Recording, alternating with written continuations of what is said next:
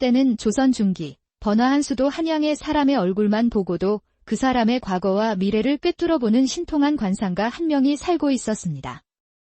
그의 이름은 백도훈. 깊고 지혜로운 눈빛을 가진 노인으로 그의 명성은 양반가부터 저작거리 백성들에게까지 자자했지요.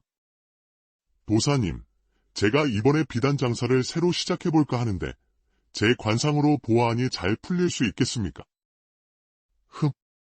자네의 이마에는 정직한 기운이 서려 있고 두 눈에는 성실함이 가득하구려.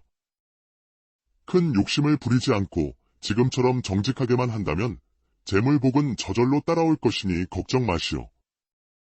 상인은 백도훈의 말을 금과 옥조처럼 여기고 다른 상인들이 손님을 속일 때에도 꿋꿋이 정직하게 장사를 했습니다. 처음에는 고전했지만 그의 정직함이 입소문을 타면서 가게는 날마다 손님들로 문전성시를 이루었고 그는 곧 한양에서 손꼽히는 거상이 되었답니다. 스승님, 제가 이번 과거 시험에 합격할 운이 있겠습니까? 자네의 관상을 보니 학문의 재주는 뛰어나나 마음의 조급함이라는 그림자가 드리워져 있네? 그 조급함만 다스리고 묵묵히 정진하면 때가 반드시 올 것이야. 서생은 그 말을 듣고 마음을 다잡아 공부에만 매진했고 이태 뒤 정말로 장원급제하여 가문의 이름을 널리 알렸습니다. 선생님, 제 아이가 원인 모를 병으로 누운 지 벌써 2달이 넘었습니다. 아이가 다시 일어날 수 있을까요?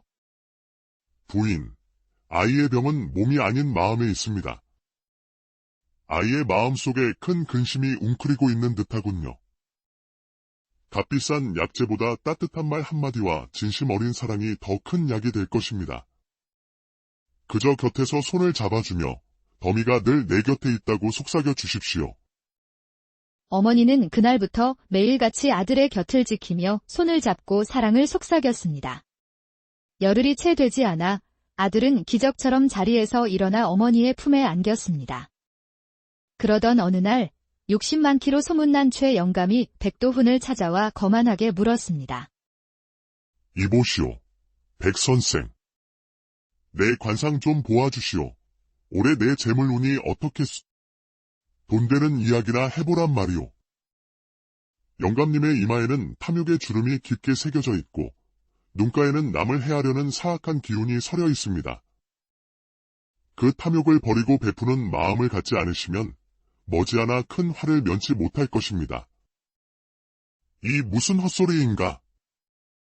좋은 말 하나 못하는 놈이 무슨 관상가라고. 최 영감은 버럭 화를 내며 자리를 떴습니다.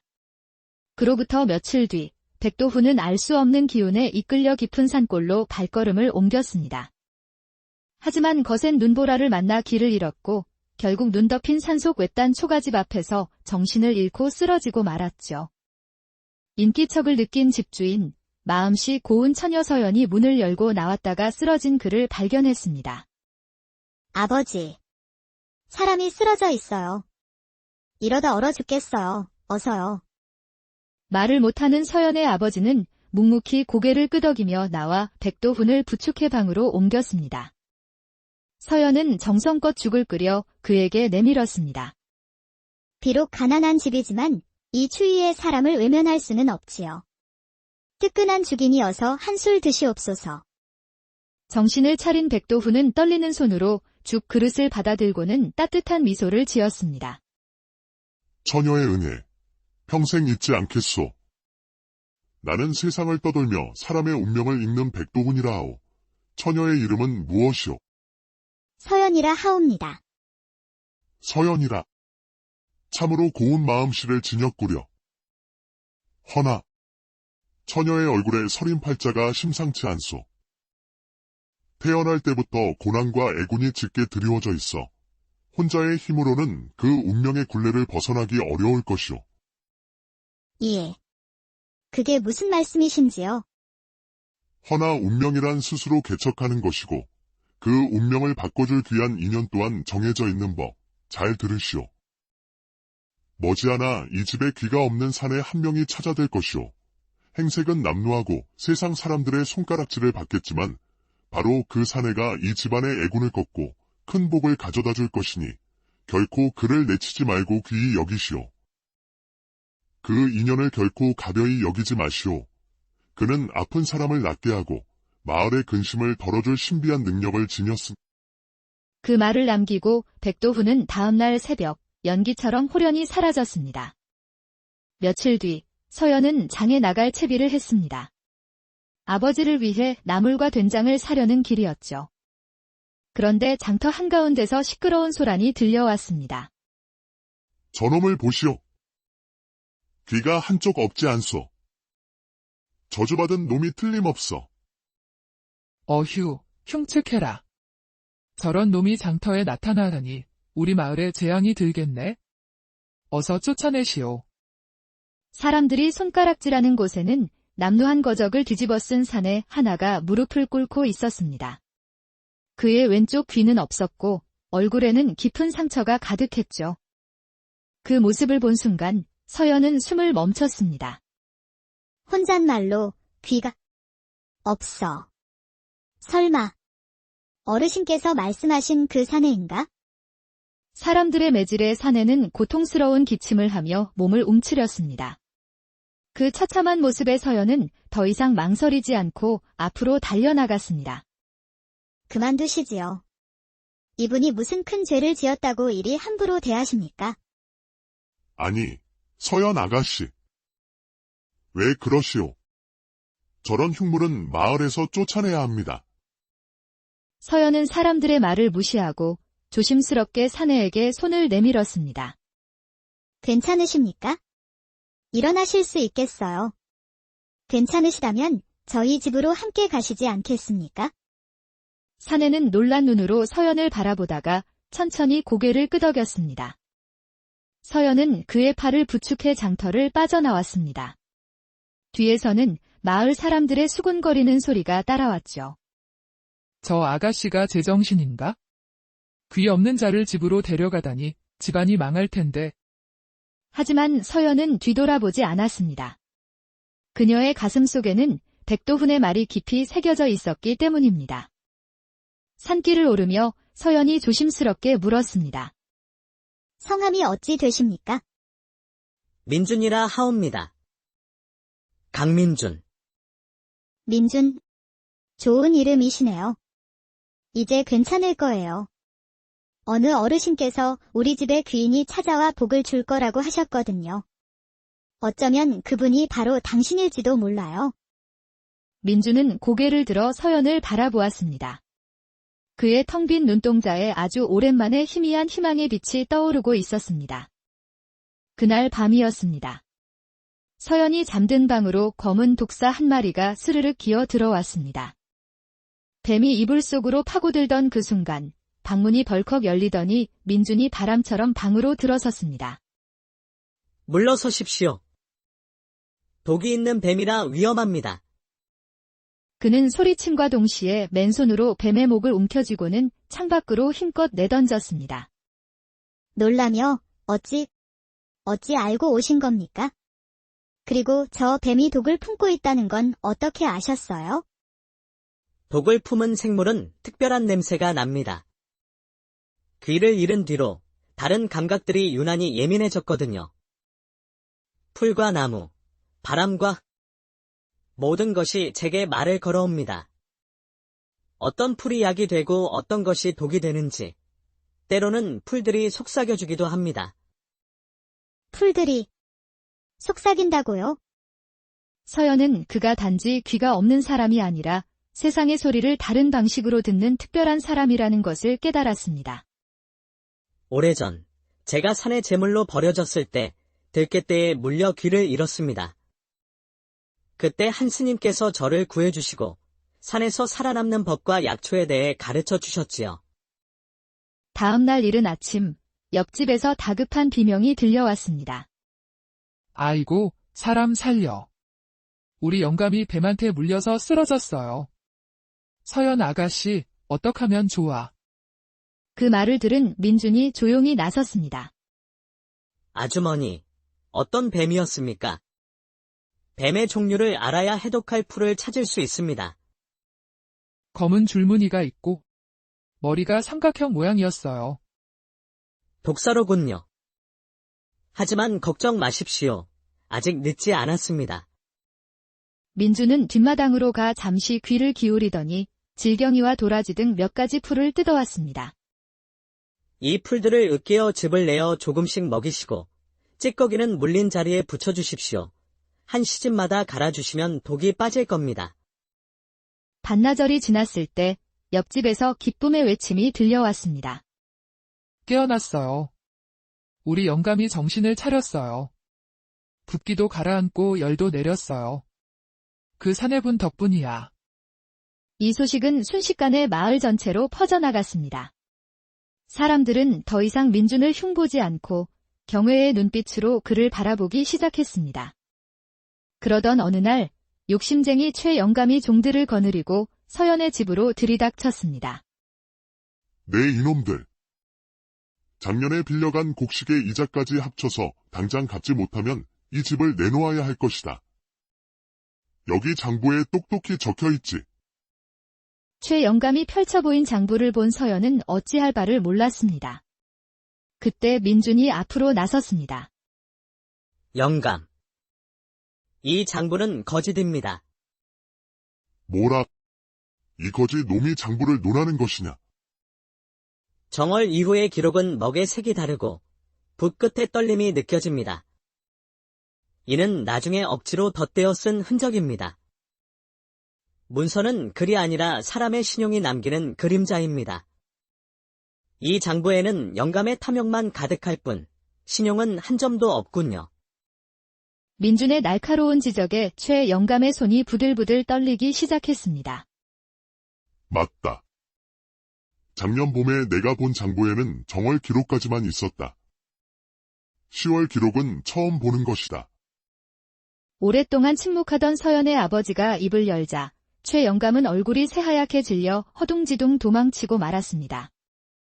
그날 밤 민준은 집 뒤 우물가에서 땅속 깊은 곳에서 울려오는 미세한 쇠의 울림을 들었습니다. 서연 아가씨, 이 땅 밑에서 무언가 심장이 뛰는 소리가 납니다. 둘이 함께 땅을 파자 오래된 나무 상자 하나가 모습을 드러냈습니다. 그 안에는 낡은 대냇저고리와 편지 한 장이 들어있었죠. 그것은 돌아가신 서연의 외할머니가 쓴 편지였습니다. 민준이 편지를 펼쳐 읽기 시작했습니다. 내 손주야. 마을에 가뭄이 들어 산신제를 지내야 한다며 사람들이 너를 제물로 가리켰단다. 병든 이 할미는 너를 지켜줄 힘이 없었다. 내 손으로 내 손자를 죽음으로 내몬 죄, 이 생이 다하도록 용서받지 못할 게다. 부디 어딘가에 살아만 있어다오. 편지를 다 읽은 순간 서연은 온몸이 떨리는 것을 느꼈습니다. 그녀는 민준을 바라보며 떨리는 목소리로 물었습니다. 혹시 당신이 제 오라버니인가요? 민준은 말없이 고개를 끄덕였습니다. 그 순간 모든 것을 듣고 있던 아버지가 밖으로 나와 아들 앞에 무릎을 꿇었습니다. 아들아, 이 못난 아비를 용서해다오. 평생을 후회와 죄책감 속에 말을 잃고 살았다. 내가 살아있다는 것만으로도 하늘이 내게 준 마지막 자비구나. 아버지, 일어나십시오. 저는 아버지를 원망한 적이 없습니다. 오히려 그 일이 있었기에 세상의 아픔을 듣는 법을 배웠고 사람들을 도울 수 있게 되었습니다. 이것이 하늘이 정해주신 제 길이었나 봅니다. 서연은 눈물을 흘리며 깨달았습니다. 관상가가 말했던 복이란 금은보화가 아니라 바로 잃어버렸던 가족을 되찾는 것, 서로를 용서하고 다시 사랑하게 되는 것이었음을. 눈물을 닦으며 복은 바로 당신이었어요, 오라버니. 우리 가족이 다시 만나는 것이 진짜 복이었어요. 그 시각, 산마루에서 이 모든 광경을 내려다보던 백도훈이 조용히 미소 지었습니다. 혼잣말로 나는 그 추운 겨울밤 제물로 버려진 아이를 구했을 때부터 알고 있었지. 그 아이가 스님이 되어 내 뒤를 잇는 대신 누군가에게 큰 복이 될 것이라는 것을. 혼잣말로 버려진 자가 구원자가 되고 상처받은 자가 치유자가 되었구나. 모든 것이 마침내 제자리를 찾았어. 한편 최 영감에게는 백도훈의 예언대로 정말 큰 화가 닥쳤습니다. 그의 위조문서 사건이 관아에 알려져 모든 재산을 몰수당하고 머나먼 섬으로 유배를 가게 된 것이죠. 이럴 수가. 그 관상가의 맞았구나. 탐욕은 반드시 그 대가를 치르는구나. 그리하여 귀를 잃은 사내는 가족의 품으로 돌아와 복을 열었고 상처받은 마음들은 서로를 보듬으며 치유되었습니다. 그들의 집에는 마침내 따스한 봄 기운이 깃들었고 그 온기는 마을 전체로 퍼져나갔습니다. 진정한 복이란 멀리 있는 것이 아니라 서로를 향한 사랑과 용서 속에 있다는 것을 이 이야기는 우리에게 전해줄 때는 조선 중기 번화한 수도 한양의 사람의 얼굴만 보고도 그 사람의 과거와 미래를 꿰뚫어보는 신통한 관상가 한 명이 살고 있었습니다. 그의 이름은 백도훈. 깊고 지혜로운 눈빛을 가진 노인으로 그의 명성은 양반가부터 저작거리 백성들에게까지 자자했지요. 도사님, 제가 이번에 비단 장사를 새로 시작해볼까 하는데 제 관상으로 보아하니 잘 풀릴 수 있겠습니까? 자네의 이마에는 정직한 기운이 서려 있고 두 눈에는 성실함이 가득하구려. 큰 욕심을 부리지 않고 지금처럼 정직하게만 한다면 재물복은 저절로 따라올 것이니 걱정 마시오. 상인은 백도훈의 말을 금과 옥조처럼 여기고 다른 상인들이 손님을 속일 때에도 꿋꿋이 정직하게 장사를 했습니다. 처음에는 고전했지만 그의 정직함이 입소문을 타면서 가게는 날마다 손님들로 문전성시를 이루었고 그는 곧 한양에서 손꼽히는 거상이 되었답니다. 스승님, 제가 이번 과거 시험에 합격할 운이 있겠습니까? 자네의 관상을 보니 학문의 재주는 뛰어나나 마음의 조급함이라는 그림자가 드리워져 있네? 그 조급함만 다스리고 묵묵히 정진하면 때가 반드시 올 것이야. 서생은 그 말을 듣고 마음을 다잡아 공부에만 매진했고 이태 뒤 정말로 장원급제하여 가문의 이름을 널리 알렸습니다. 선생님, 제 아이가 원인 모를 병으로 누운 지 벌써 2달이 넘었습니다. 아이가 다시 일어날 수 있을까요? 부인, 아이의 병은 몸이 아닌 마음에 있습니다. 아이의 마음 속에 큰 근심이 웅크리고 있는 듯하군요. 값비싼 약재보다 따뜻한 말 한마디와 진심 어린 사랑이 더 큰 약이 될 것입니다. 그저 곁에서 손을 잡아주며 더미가 늘 내 곁에 있다고 속삭여 주십시오.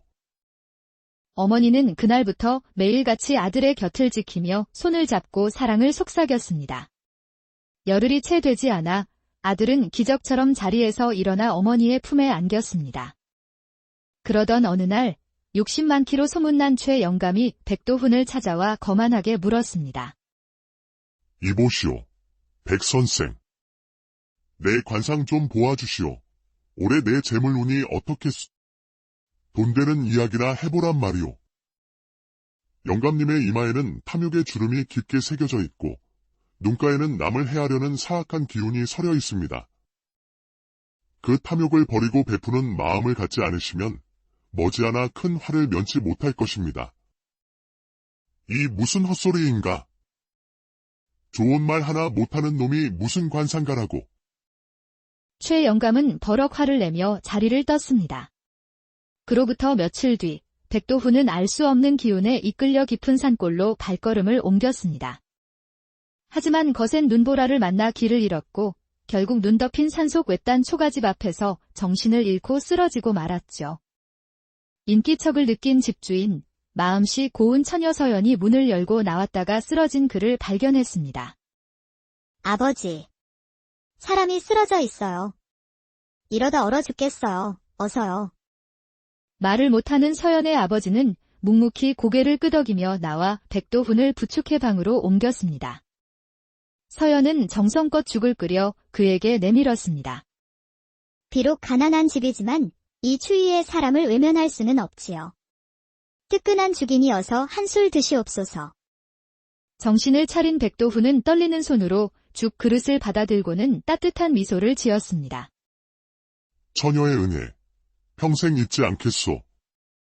나는 세상을 떠돌며 사람의 운명을 읽는 백도훈이라 하오. 처녀의 이름은 무엇이오? 서연이라 하옵니다. 서연이라. 참으로 고운 마음씨를 진역구려. 허나 처녀의 얼굴에 서린 팔자가 심상치 않소. 태어날 때부터 고난과 애군이 짙게 드리워져 있어 혼자의 힘으로는 그 운명의 굴레를 벗어나기 어려울 것이오. 예. 그게 무슨 말씀이신지요? 허나 운명이란 스스로 개척하는 것이고 그 운명을 바꿔줄 귀한 인연 또한 정해져 있는 법, 잘 들으시오. 머지않아 이 집에 귀가 없는 사내 한 명이 찾아들 것이오. 행색은 남루하고 세상 사람들의 손가락질을 받겠지만 바로 그 사내가 이 집안의 애군을 꺾고 큰 복을 가져다 줄 것이니 결코 그를 내치지 말고 귀히 여기시오. 그 인연을 결코 가벼이 여기지 마시오. 그는 아픈 사람을 낫게 하고 마을의 근심을 덜어줄 신비한 능력을 지녔습니다. 그 말을 남기고 백도훈은 다음날 새벽 연기처럼 호련히 사라졌습니다. 며칠 뒤 서연은 장에 나갈 채비를 했습니다. 아버지를 위해 나물과 된장을 사려는 길이었죠. 그런데 장터 한가운데서 시끄러운 소란이 들려왔습니다. 저놈을 보시오. 귀가 한쪽 없지 않소. 저주받은 놈이 틀림없어. 어휴, 흉측해라. 저런 놈이 장터에 나타나다니 우리 마을에 재앙이 들겠네. 어서 쫓아내시오. 사람들이 손가락질하는 곳에는 남루한 거적을 뒤집어 쓴 사내 하나가 무릎을 꿇고 있었습니다. 그의 왼쪽 귀는 없었고 얼굴에는 깊은 상처가 가득했죠. 그 모습을 본 순간 서연은 숨을 멈췄습니다. 혼잣말로 귀가 없어. 설마 어르신께서 말씀하신 그 사내인가? 사람들의 매질에 사내는 고통스러운 기침을 하며 몸을 움츠렸습니다. 그 처참한 모습의 서연은 더 이상 망설이지 않고 앞으로 달려나갔습니다. 그만두시지요. 이분이 무슨 큰 죄를 지었다고 이리 함부로 대하십니까? 아니, 서연 아가씨. 왜 그러시오? 저런 흉물은 마을에서 쫓아내야 합니다. 서연은 사람들의 말을 무시하고 조심스럽게 사내에게 손을 내밀었습니다. 괜찮으십니까? 일어나실 수 있겠어요. 괜찮으시다면 저희 집으로 함께 가시지 않겠습니까? 사내는 놀란 눈으로 서연을 바라보다가 천천히 고개를 끄덕였습니다. 서연은 그의 팔을 부축해 장터를 빠져나왔습니다. 뒤에서는 마을 사람들의 수군거리는 소리가 따라왔죠. 저 아가씨가 제정신인가? 귀 없는 자를 집으로 데려가다니 집안이 망할 텐데. 하지만 서연은 뒤돌아보지 않았습니다. 그녀의 가슴 속에는 백도훈의 말이 깊이 새겨져 있었기 때문입니다. 산길을 오르며 서연이 조심스럽게 물었습니다. 성함이 어찌 되십니까? 민준이라 하옵니다. 강민준. 민준. 좋은 이름이시네요. 이제 괜찮을 거예요.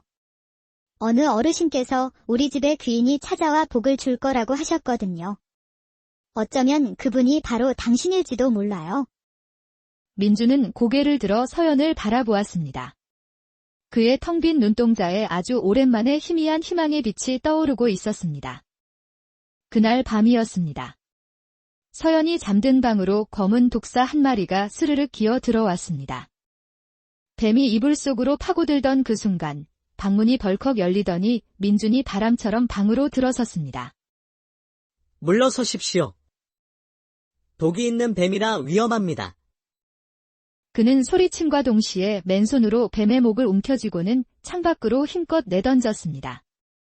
놀라며 어찌 알고 오신 겁니까? 그리고 저 뱀이 독을 품고 있다는 건 어떻게 아셨어요? 독을 품은 생물은 특별한 냄새가 납니다. 귀를 잃은 뒤로 다른 감각들이 유난히 예민해졌거든요. 풀과 나무, 바람과 모든 것이 제게 말을 걸어옵니다. 어떤 풀이 약이 되고 어떤 것이 독이 되는지, 때로는 풀들이 속삭여주기도 합니다. 풀들이 속삭인다고요? 서연은 그가 단지 귀가 없는 사람이 아니라 세상의 소리를 다른 방식으로 듣는 특별한 사람이라는 것을 깨달았습니다. 오래전, 제가 산에 제물로 버려졌을 때 들깨떼에 물려 귀를 잃었습니다. 그때 한 스님께서 저를 구해주시고 산에서 살아남는 법과 약초에 대해 가르쳐 주셨지요. 다음 날 이른 아침, 옆집에서 다급한 비명이 들려왔습니다. 아이고, 사람 살려. 우리 영감이 뱀한테 물려서 쓰러졌어요. 서연 아가씨, 어떡하면 좋아. 그 말을 들은 민준이 조용히 나섰습니다. 아주머니, 어떤 뱀이었습니까? 뱀의 종류를 알아야 해독할 풀을 찾을 수 있습니다. 검은 줄무늬가 있고 머리가 삼각형 모양이었어요. 독사로군요. 하지만 걱정 마십시오. 아직 늦지 않았습니다. 민준은 뒷마당으로 가 잠시 귀를 기울이더니 질경이와 도라지 등 몇 가지 풀을 뜯어왔습니다. 이 풀들을 으깨어 즙을 내어 조금씩 먹이시고 찌꺼기는 물린 자리에 붙여주십시오. 한 시즌마다 갈아주시면 독이 빠질 겁니다. 반나절이 지났을 때 옆집에서 기쁨의 외침이 들려왔습니다. 깨어났어요. 우리 영감이 정신을 차렸어요. 붓기도 가라앉고 열도 내렸어요. 그 사내분 덕분이야. 이 소식은 순식간에 마을 전체로 퍼져나갔습니다. 사람들은 더 이상 민준을 흉보지 않고 경외의 눈빛으로 그를 바라보기 시작했습니다. 그러던 어느 날 욕심쟁이 최 영감이 종들을 거느리고 서연의 집으로 들이닥쳤습니다. 네 이놈들. 작년에 빌려간 곡식의 이자까지 합쳐서 당장 갚지 못하면 이 집을 내놓아야 할 것이다. 여기 장부에 똑똑히 적혀있지. 최 영감이 펼쳐 보인 장부를 본 서연은 어찌할 바를 몰랐습니다. 그때 민준이 앞으로 나섰습니다. 영감. 이 장부는 거짓입니다. 뭐라? 이 거지 놈이 장부를 논하는 것이냐? 정월 이후의 기록은 먹의 색이 다르고 붓 끝에 떨림이 느껴집니다. 이는 나중에 억지로 덧대어 쓴 흔적입니다. 문서는 글이 아니라 사람의 신용이 남기는 그림자입니다.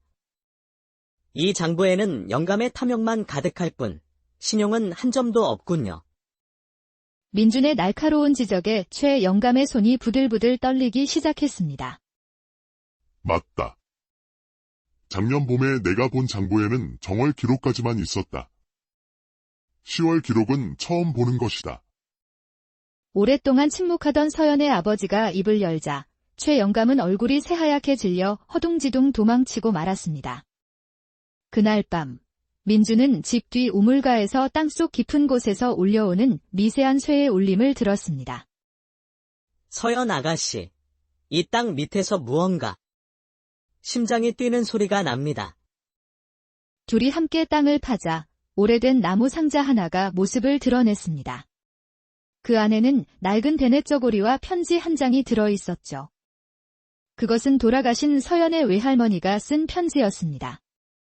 민준이 편지를 펼쳐 읽기 시작했습니다. 내 손주야. 마을에 가뭄이 들어 산신제를 지내야 한다며 사람들이 너를 제물로 가리켰단다. 병든 이 할미는 너를 지켜줄 힘이 없었다. 내 손으로 내 손자를 죽음으로 내몬 죄, 이 생이 다하도록 용서받지 못할 게다. 부디 어딘가에 사람만 있어다오. 편지를 다 읽은 순간 서연은 온몸이 떨리는 것을 느꼈습니다. 그녀는 민준을 바라보며 떨리는 목소리로 물었습니다. 혹시 당신이 제 오라버니인가요? 민준은 말없이 고개를 끄덕였습니다. 그 순간 모든 것을 듣고 있던 아버지가 밖으로 나와 아들 앞에 무릎을 꿇었습니다. 아들아, 이 못난 아비를 용서해다오. 평생을 후회와 죄책감 속에 말을 잃고 살았다. 내가 살아있다는 것만으로도 하늘이 내게 준 마지막 자비구나. 아버지, 일어나십시오. 저는 아버지를 원망한 적이 없습니다. 오히려 그 일이 있었기에 세상의 아픔을 듣는 법을 배웠고 사람들을 도울 수 있게 되었습니다. 이것이 하늘이 정해주신 제 길이었나 봅니다. 서연은 눈물을 흘리며 깨달았습니다. 관상가가 말했던 복이란 금은보화가 아니라 바로 잃어버렸던 가족을 되찾는 것, 서로를 용서하고 다시 사랑하게 되는 것이었음을. 눈물을 닦으며 복은 바로 당신이었어요, 오라버니. 우리 가족이 다시 만나는 것이 진짜 복이었어요. 그 시각, 산마루에서 이 모든 광경을 내려다보던 백도훈이 조용히 미소 지었습니다. 혼잣말로 나는 그 추운 겨울밤 제물로 버려진 아이를 구했을 때부터 알고 있었지. 그 아이가 스님이 되어 내 뒤를 잇는 대신 누군가에게 큰 복이 될 것이라는 것을. 혼잣말로 버려진 자가 구원자가 되고 상처받은 자가 치유자가 되었구나. 모든 것이 마침내 제자리를 찾았어. 한편 최 영감에게는 백도훈의 예언대로 정말 큰 화가 닥쳤습니다. 그의 위조문서 사건이 관아에 알려져 모든 재산을 몰수당하고 머나먼 섬으로 유배를 가게 된 것이죠. 이럴 수가. 그 관상가의 맞았구나.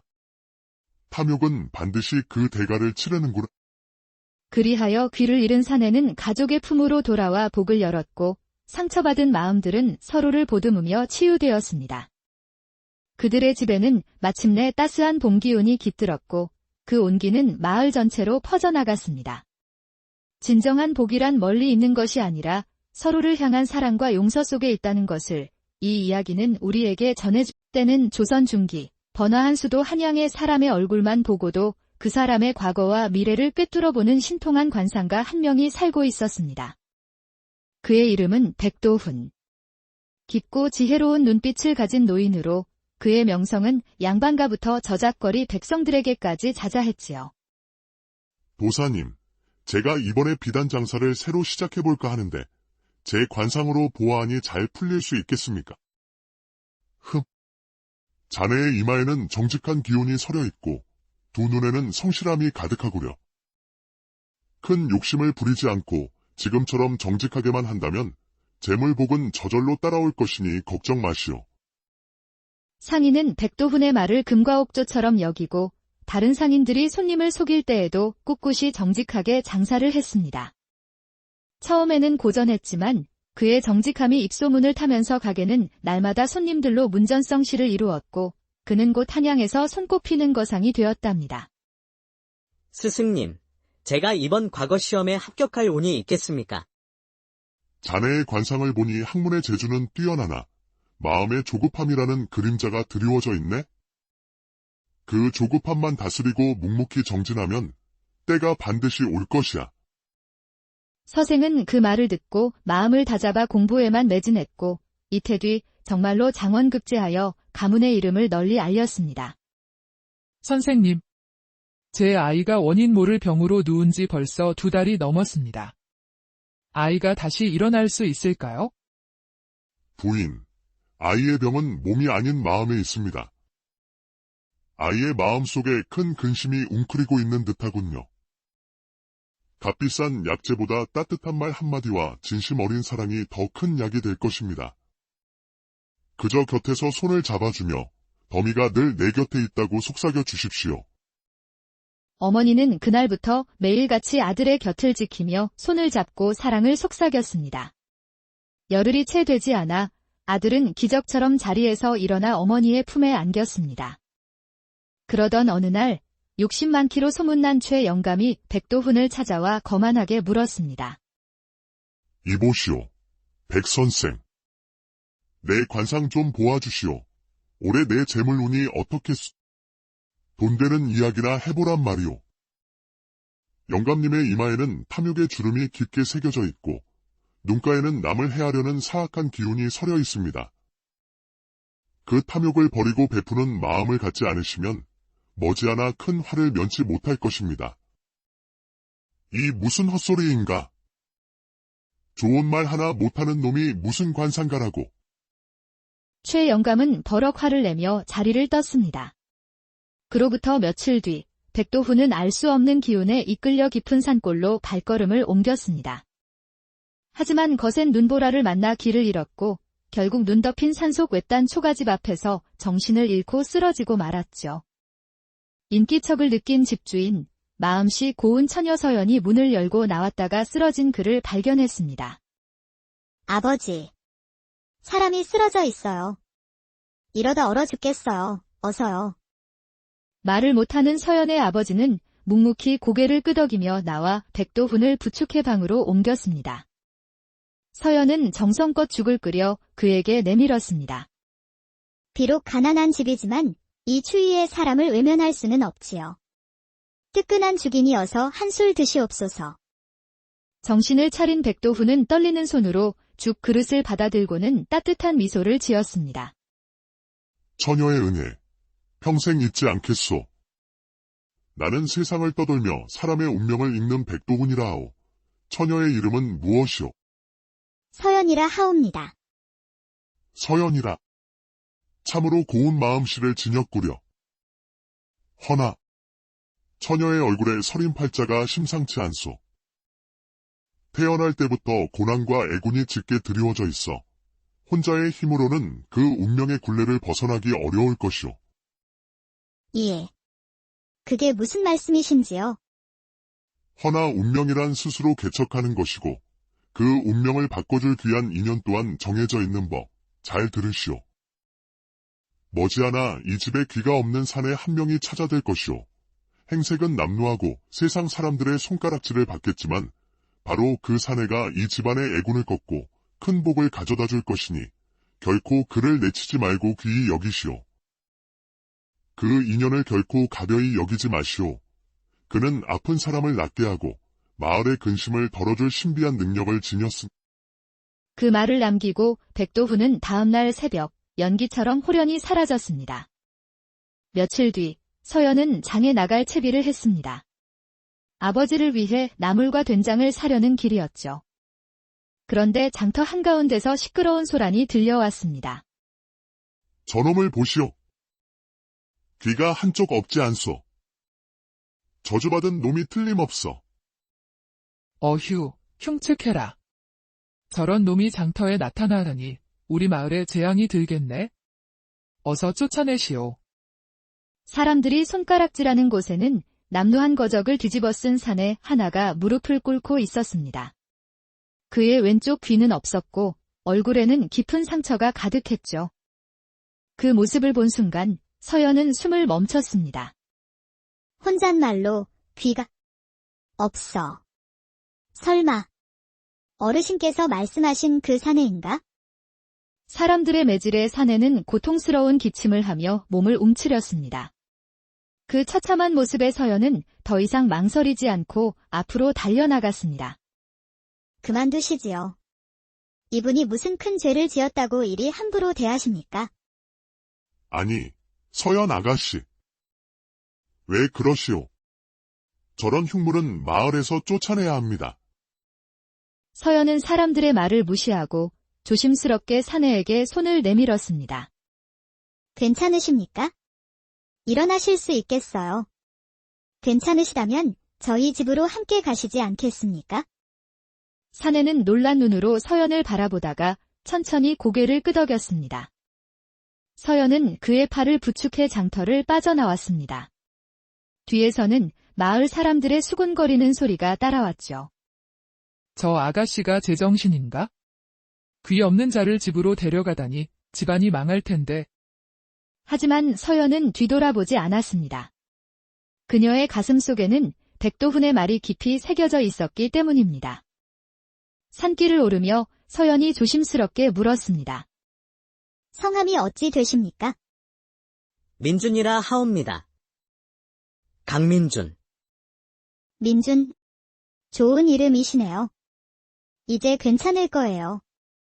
어느 어르신께서 우리 집에 귀인이 찾아와 복을 줄 거라고 하셨거든요. 어쩌면 그분이 바로 당신일지도 몰라요. 민주는 고개를 들어 서연을 바라보았습니다. 그의 텅 빈 눈동자에 아주 오랜만에 희미한 희망의 빛이 떠오르고 있었습니다. 그날 밤이었습니다. 서연이 잠든 방으로 검은 독사 한 마리가 스르륵 기어 들어왔습니다. 뱀이 이불 속으로 파고들던 그 순간 방문이 벌컥 열리더니 민준이 바람처럼 방으로 들어섰습니다. 물러서십시오. 독이 있는 뱀이라 위험합니다. 그는 소리침과 동시에 맨손으로 뱀의 목을 움켜쥐고는 창밖으로 힘껏 내던졌습니다. 놀라며 어찌 알고 오신 겁니까? 그리고 저 뱀이 독을 품고 있다는 건 어떻게 아셨어요? 독을 품은 생물은 특별한 냄새가 납니다. 귀를 잃은 뒤로 다른 감각들이 유난히 예민해졌거든요. 풀과 나무, 바람과 모든 것이 제게 말을 걸어옵니다. 어떤 풀이 약이 되고 어떤 것이 독이 되는지, 때로는 풀들이 속삭여주기도 합니다. 풀들이 속삭인다고요? 서연은 그가 단지 귀가 없는 사람이 아니라 세상의 소리를 다른 방식으로 듣는 특별한 사람이라는 것을 깨달았습니다. 오래전, 제가 산에 제물로 버려졌을 때 들깨떼에 물려 귀를 잃었습니다. 그때 한 스님께서 저를 구해주시고 산에서 살아남는 법과 약초에 대해 가르쳐 주셨지요. 다음 날 이른 아침, 옆집에서 다급한 비명이 들려왔습니다. 아이고, 사람 살려. 우리 영감이 뱀한테 물려서 쓰러졌어요. 서연 아가씨, 어떡하면 좋아. 그 말을 들은 민준이 조용히 나섰습니다. 아주머니, 어떤 뱀이었습니까? 뱀의 종류를 알아야 해독할 풀을 찾을 수 있습니다. 검은 줄무늬가 있고 머리가 삼각형 모양이었어요. 독사로군요. 하지만 걱정 마십시오. 아직 늦지 않았습니다. 민준은 뒷마당으로 가 잠시 귀를 기울이더니 질경이와 도라지 등 몇 가지 풀을 뜯어왔습니다. 이 풀들을 으깨어 즙을 내어 조금씩 먹이시고 찌꺼기는 물린 자리에 붙여주십시오. 한 시즌마다 갈아주시면 독이 빠질 겁니다. 반나절이 지났을 때 옆집에서 기쁨의 외침이 들려왔습니다. 깨어났어요. 우리 영감이 정신을 차렸어요. 붓기도 가라앉고 열도 내렸어요. 그 사내분 덕분이야. 이 소식은 순식간에 마을 전체로 퍼져나갔습니다. 사람들은 더 이상 민준을 흉보지 않고 경외의 눈빛으로 그를 바라보기 시작했습니다. 그러던 어느 날 욕심쟁이 최 영감이 종들을 거느리고 서연의 집으로 들이닥쳤습니다.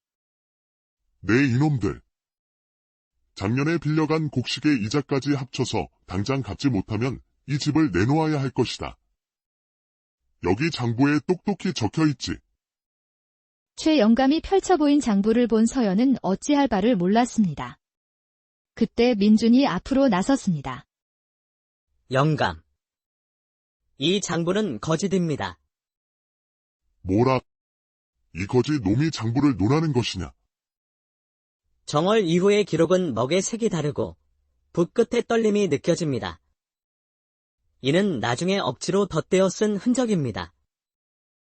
문서는 글이 아니라 사람의 신용이 남기는 그림자입니다. 이 장부에는 영감의 탐욕만 가득할 뿐 신용은 한 점도 없군요. 민준의 날카로운 지적에 최 영감의 손이 부들부들 떨리기 시작했습니다. 맞다. 작년 봄에 내가 본 장부에는 정월 기록까지만 있었다. 10월 기록은 처음 보는 것이다. 오랫동안 침묵하던 서연의 아버지가 입을 열자 최 영감은 얼굴이 새하얗게 질려 허둥지둥 도망치고 말았습니다. 그날 밤 민준은 집 뒤 우물가에서 땅속 깊은 곳에서 울려오는 미세한 쇠의 울림을 들었습니다. 서연 아가씨, 이 땅 밑에서 무언가 심장이 뛰는 소리가 납니다. 둘이 함께 땅을 파자 오래된 나무 상자 하나가 모습을 드러냈습니다. 그 안에는 낡은 대냇저고리와 편지 한 장이 들어있었죠. 그것은 돌아가신 서연의 외할머니가 쓴 편지였습니다. 민준이 편지를 펼쳐 읽기 시작했습니다. 내 손주야. 마을에 가뭄이 들어 산신제를 지내야 한다며 사람들이 너를 제물로 가리켰단다. 병든 이 할미는 너를 지켜줄 힘이 없었다. 내 손으로 내 손자를 죽음으로 내몬 죄, 이 생이 다하도록 용서받지 못할 게다. 부디 어딘가에 살아만 있어다오. 편지를 다 읽은 순간 서연은 온몸이 떨리는 것을 느꼈습니다. 그녀는 민준을 바라보며 떨리는 목소리로 물었습니다. 혹시 당신이 제 오라버니인가요? 민주는 말없이 고개를 끄덕였습니다. 그 순간 모든 것을 듣고 있던 아버지가 밖으로 나와 아들 앞에 무릎을 꿇었습니다. 아들아, 이 못난 아비를 용서해다오. 평생을 후회와 죄책감 속에 말을 잃고 살았다. 내가 살아있다는 것만으로도 하늘이 내게 준 마지막 자비구나. 아버지, 일어나십시오. 저는 아버지를 원망한 적이 없습니다. 오히려 그 일이 있었기에 세상의 아픔을 듣는 법을 배웠고 사람들을 도울 수 있게 되었습니다. 이것이 하늘이 정해주신 제 길이었나 봅니다. 서연은 눈물을 흘리며 깨달았습니다. 관상가가 말했던 복이란 금은보화가 아니라 바로 잃어버렸던 가족을 되찾는 것, 서로를 용서하고 다시 사랑하게 되는 것이었음을. 눈물을 닦으며 복은 바로 당신이었어요, 오라버니. 우리 가족이 다시 만나는 것이 진짜 복이었어요. 그 시각, 산마루에서 이 모든 광경을 내려다보던 백도훈이 조용히 미소 지었습니다. 혼잣말로 나는 그 추운 겨울밤 제물로 버려진 아이를 구했을 때부터 알고 있었지. 그 아이가 스님이 되어 내 뒤를 잇는 대신 누군가에게 큰 복이 될 것이라는 것을. 혼잣말로 버려진 자가 구원자가 되고 상처받은 자가 치유자가 되었구나. 모든 것이 마침내 제자리를 찾았어. 한편 최 영감에게는 백도훈의 예언대로 정말 큰 화가 닥쳤습니다. 그의 위조문서 사건이 관아에 알려져 모든 재산을 몰수당하고 머나먼 섬으로 유배를 가게 된 것이죠. 이럴 수가. 그 관상가의 맞았구나. 탐욕은 반드시 그 대가를 치르는구나. 그리하여 귀를 잃은 사내는 가족의 품으로 돌아와 복을 열었고 상처받은 마음들은 서로를 보듬으며 치유되었습니다. 그들의 집에는 마침내 따스한 봄 기운이 깃들었고 그 온기는 마을 전체로 퍼져나갔습니다. 진정한 복이란 멀리 있는 것이 아니라 서로를 향한 사랑과 용서 속에 있다는 것을 이 이야기는 우리에게 전해줄 때는 조선 중기 번화한 수도 한양의 사람의 얼굴만 보고도 그 사람의 과거와 미래를 꿰뚫어보는 신통한 관상가 한 명이 살고 있었습니다. 그의 이름은 백도훈. 깊고 지혜로운 눈빛을 가진 노인으로 그의 명성은 양반가부터 저작거리 백성들에게까지 자자했지요. 도사님, 제가 이번에 비단 장사를 새로 시작해볼까 하는데 제 관상으로 보아하니 잘 풀릴 수 있겠습니까? 자네의 이마에는 정직한 기운이 서려 있고 두 눈에는 성실함이 가득하구려. 큰 욕심을 부리지 않고 지금처럼 정직하게만 한다면 재물복은 저절로 따라올 것이니 걱정 마시오. 상인은 백도훈의 말을 금과 옥조처럼 여기고 다른 상인들이 손님을 속일 때에도 꿋꿋이 정직하게 장사를 했습니다. 처음에는 고전했지만 그의 정직함이 입소문을 타면서 가게는 날마다 손님들로 문전성시를 이루었고 그는 곧 한양에서 손꼽히는 거상이 되었답니다. 스승님, 제가 이번 과거 시험에 합격할 운이 있겠습니까?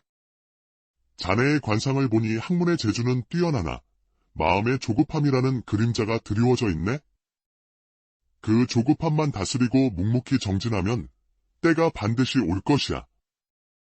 서생은 그 말을 듣고 마음을 다잡아 공부에만 매진했고 이태 뒤 정말로 장원급제하여 가문의 이름을 널리 알렸습니다. 선생님, 제 아이가 원인 모를 병으로 누운 지 벌써 2달이 넘었습니다.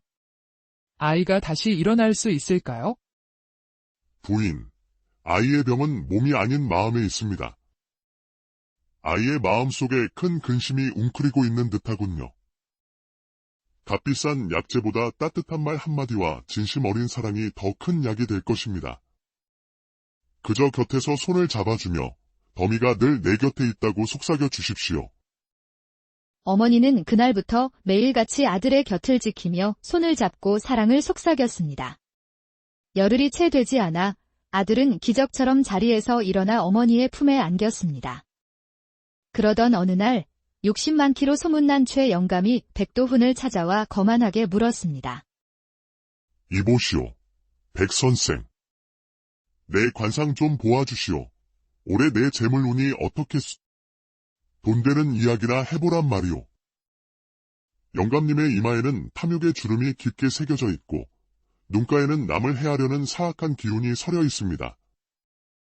그 탐욕을 버리고 베푸는 마음을 갖지 않으시면 머지않아 큰 화를 면치 못할 것입니다. 이 무슨 헛소리인가? 좋은 말 하나 못하는 놈이 무슨 관상가라고. 최 영감은 버럭 화를 내며 자리를 떴습니다. 그로부터 며칠 뒤 백도훈은 알 수 없는 기운에 이끌려 깊은 산골로 발걸음을 옮겼습니다. 하지만 거센 눈보라를 만나 길을 잃었고 결국 눈 덮인 산속 외딴 초가집 앞에서 정신을 잃고 쓰러지고 말았죠. 인기척을 느낀 집주인, 마음씨 고운 처녀 서연이 문을 열고 나왔다가 쓰러진 그를 발견했습니다. 아버지. 사람이 쓰러져 있어요. 이러다 얼어 죽겠어요. 어서요. 말을 못하는 서연의 아버지는 묵묵히 고개를 끄덕이며 나와 백도훈을 부축해 방으로 옮겼습니다. 서연은 정성껏 죽을 끓여 그에게 내밀었습니다. 비록 가난한 집이지만 이 추위에 사람을 외면할 수는 없지요. 뜨끈한 죽이니어서 한술 드시옵소서. 정신을 차린 백도훈은 떨리는 손으로 죽 그릇을 받아들고는 따뜻한 미소를 지었습니다. 처녀의 은혜, 평생 잊지 않겠소. 나는 세상을 떠돌며 사람의 운명을 읽는 백도훈이라하오. 처녀의 이름은 무엇이오? 서연이라 하옵니다. 서연이라. 참으로 고운 마음씨를 지녔구려. 허나 처녀의 얼굴에 서린 팔자가 심상치 않소. 태어날 때부터 고난과 애군이 짙게 드리워져 있어 혼자의 힘으로는 그 운명의 굴레를 벗어나기 어려울 것이오. 예. 그게 무슨 말씀이신지요? 허나 운명이란 스스로 개척하는 것이고 그 운명을 바꿔줄 귀한 인연 또한 정해져 있는 법, 잘 들으시오. 머지않아 이 집에 귀가 없는 사내 한 명이 찾아될 것이오. 행색은 남루하고 세상 사람들의 손가락질을 받겠지만 바로 그 사내가 이 집안의 애군을 꺾고 큰 복을 가져다 줄 것이니 결코 그를 내치지 말고 귀히 여기시오. 그 인연을 결코 가벼이 여기지 마시오. 그는 아픈 사람을 낫게 하고 마을의 근심을 덜어줄 신비한 능력을 지녔습니다. 그 말을 남기고 백도훈은 다음날 새벽 연기처럼 호련히 사라졌습니다. 며칠 뒤 서연은 장에 나갈 채비를 했습니다. 아버지를 위해 나물과 된장을 사려는 길이었죠. 그런데 장터 한가운데서 시끄러운 소란이 들려왔습니다. 저놈을 보시오. 귀가 한쪽 없지 않소. 저주받은 놈이 틀림없어. 어휴, 흉측해라. 저런 놈이 장터에 나타나다니 우리 마을에 재앙이 들겠네. 어서 쫓아내시오. 사람들이 손가락질하는 곳에는 남루한 거적을 뒤집어 쓴 사내 하나가 무릎을 꿇고 있었습니다. 그의 왼쪽 귀는 없었고 얼굴에는 깊은 상처가 가득했죠. 그 모습을 본 순간 서연은 숨을 멈췄습니다. 혼잣말로 귀가 없어. 설마 어르신께서 말씀하신 그 사내인가? 사람들의 매질에 사내는 고통스러운 기침을 하며 몸을 움츠렸습니다. 그 처참한 모습의 서연은 더 이상 망설이지 않고 앞으로 달려나갔습니다. 그만두시지요. 이분이 무슨 큰 죄를 지었다고 이리 함부로 대하십니까? 아니, 서연 아가씨. 왜 그러시오? 저런 흉물은 마을에서 쫓아내야 합니다. 서연은 사람들의 말을 무시하고 조심스럽게 사내에게 손을 내밀었습니다. 괜찮으십니까? 일어나실 수 있겠어요. 괜찮으시다면 저희 집으로 함께 가시지 않겠습니까? 사내는 놀란 눈으로 서연을 바라보다가 천천히 고개를 끄덕였습니다. 서연은 그의 팔을 부축해 장터를 빠져나왔습니다. 뒤에서는 마을 사람들의 수군거리는 소리가 따라왔죠. 저 아가씨가 제정신인가? 귀 없는 자를 집으로 데려가다니 집안이 망할 텐데. 하지만 서연은 뒤돌아보지 않았습니다. 그녀의 가슴 속에는 백도훈의 말이 깊이 새겨져 있었기 때문입니다. 산길을 오르며 서연이 조심스럽게 물었습니다. 성함이 어찌 되십니까? 민준이라 하옵니다. 강민준. 민준. 좋은 이름이시네요. 이제 괜찮을 거예요. 어느 어르신께서 우리 집에 귀인이 찾아와 복을 줄 거라고 하셨거든요.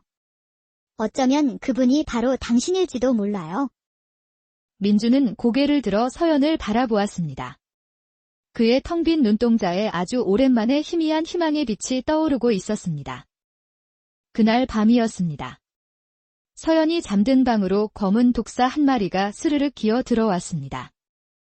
뱀이 이불 속으로 파고들던 그 순간 방문이 벌컥 열리더니 민준이 바람처럼 방으로 들어섰습니다. 물러서십시오. 독이 있는 뱀이라 위험합니다. 그는 소리침과 동시에 맨손으로 뱀의 목을 움켜쥐고는 창밖으로 힘껏 내던졌습니다. 놀라며 어찌 알고 오신 겁니까? 그리고 저 뱀이 독을 품고 있다는 건 어떻게 아셨어요? 독을 품은 생물은 특별한 냄새가 납니다. 귀를 잃은 뒤로 다른 감각들이 유난히 예민해졌거든요. 풀과 나무, 바람과 모든 것이 제게 말을 걸어옵니다. 어떤 풀이 약이 되고 어떤 것이 독이 되는지, 때로는 풀들이 속삭여주기도 합니다. 풀들이 속삭인다고요? 서연은 그가 단지 귀가 없는 사람이 아니라 세상의 소리를 다른 방식으로 듣는 특별한 사람이라는 것을 깨달았습니다. 오래전 제가 산에 제물로 버려졌을 때 들깨떼에 물려 귀를 잃었습니다. 그때 한 스님께서 저를 구해주시고 산에서 살아남는 법과 약초에 대해 가르쳐 주셨지요. 다음 날 이른 아침, 옆집에서 다급한 비명이 들려왔습니다. 아이고, 사람 살려. 우리 영감이 뱀한테 물려서 쓰러졌어요. 서연 아가씨, 어떡하면 좋아. 그 말을 들은 민준이 조용히 나섰습니다. 아주머니, 어떤 뱀이었습니까? 뱀의 종류를 알아야 해독할 풀을 찾을 수 있습니다. 검은 줄무늬가 있고 머리가 삼각형 모양이었어요. 독사로군요. 하지만 걱정 마십시오. 아직 늦지 않았습니다. 민준은 뒷마당으로 가 잠시 귀를 기울이더니 질경이와 도라지 등 몇 가지 풀을 뜯어왔습니다. 이 풀들을 으깨어 즙을 내어 조금씩 먹이시고 찌꺼기는 물린 자리에 붙여주십시오. 한 시즌마다 갈아주시면 독이 빠질 겁니다. 반나절이 지났을 때 옆집에서 기쁨의 외침이 들려왔습니다. 깨어났어요. 우리 영감이 정신을 차렸어요. 붓기도 가라앉고 열도 내렸어요. 그 사내분 덕분이야. 이 소식은 순식간에 마을 전체로 퍼져나갔습니다. 사람들은 더 이상 민준을 흉보지 않고 경외의 눈빛으로 그를 바라보기 시작했습니다. 그러던 어느 날 욕심쟁이 최 영감이 종들을 거느리고 서연의 집으로 들이닥쳤습니다. 네 이놈들.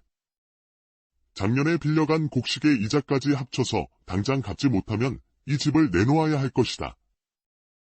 여기 장부에 똑똑히 적혀있지. 최 영감이 펼쳐 보인 장부를 본 서연은 어찌할 바를 몰랐습니다. 그때 민준이 앞으로 나섰습니다. 영감. 이 장부는 거짓입니다. 뭐라? 이 거지 놈이 장부를 논하는 것이냐? 정월 이후의 기록은 먹의 색이 다르고 붓 끝의 떨림이 느껴집니다. 이는 나중에 억지로 덧대어 쓴 흔적입니다. 문서는 글이 아니라 사람의 신용이 남기는 그림자입니다. 이 장부에는 영감의 탐욕만 가득할 뿐 신용은 한 점도 없군요. 민준의 날카로운 지적에 최 영감의 손이 부들부들 떨리기 시작했습니다. 맞다. 작년 봄에 내가 본 장부에는 정월 기록까지만 있었다. 10월 기록은 처음 보는 것이다. 오랫동안 침묵하던 서연의 아버지가 입을 열자 최 영감은 얼굴이 새하얗게 질려 허둥지둥 도망치고 말았습니다. 그날 밤 민준은 집 뒤 우물가에서 땅속 깊은 곳에서 울려오는 미세한 쇠의 울림을 들었습니다. 서연 아가씨, 이 땅 밑에서 무언가 심장이 뛰는 소리가 납니다. 둘이 함께 땅을 파자 오래된 나무 상자 하나가 모습을 드러냈습니다. 그 안에는 낡은 대냇저고리와 편지 한 장이 들어 있었죠. 그것은 돌아가신 서연의 외할머니가 쓴 편지였습니다. 민준이 편지를 펼쳐 읽기 시작했습니다.